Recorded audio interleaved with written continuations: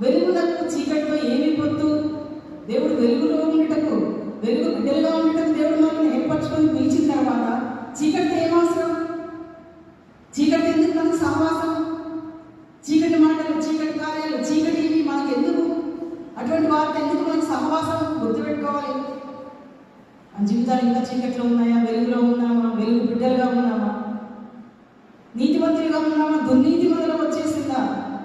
సరి చేసుకుందాం. ఈరోజు దేవుడు మనతో మాట్లాడు, ప్రేమతో మాట్లాడుతున్నాడు, సరి చేసుకోవడానికి మాట్లాడుతున్నాడు, మన నూతన పరచబడ్డానికి దేవుడు మనతో మాట్లాడుతున్నాడు. క్రీస్తుకు బెలియాలతో ఏమి సంబంధము? ఏమంటున్నాడు? క్రీస్తుకు బెలియాలతో ఏమి సంబంధం? క్రీస్తుకు బెలియాలు బయలుజుడు సాతానికి ఏం సంబంధం? సాతాను యొక్క అనుచరులుగా మన జీవితంలో అనేక సార్లు మరి సాతానికి అవకాశం ఇస్తున్నాము. సాతాను తలంపులకు, సాతాను ఆలోచనలకు, సాతాను క్రియలకు మనం తన ఆలోచన అవకాశం ఇచ్చి మనం క్రీస్తు నుండి దూరమై బెలియాలతో సహవాసం చేస్తున్నాము.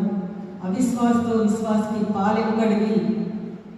ఏమంటున్నాడు? అవిశ్వాసతో విశ్వాసకి ఎక్కడ పాలుంది? అవిశ్వాసంగా ఉన్నాం, విశ్వాసంగా ఉన్నాం, పరీక్షించుకుందాం. దేవుని ఆలయములకు విగ్రహములతో ఏమి పొందిక? దేవుని ఆలయము విగ్రహములు దేవునికి అసహ్యమైనవి, దేవుడు ఇష్టపడినవి. విగ్రహాలు అంటే ఏదో ఒక బొమ్మ పెట్టుకుని మొక్కేది మాత్రమే కాదు. విగ్రహము దేవుని కంటే మనం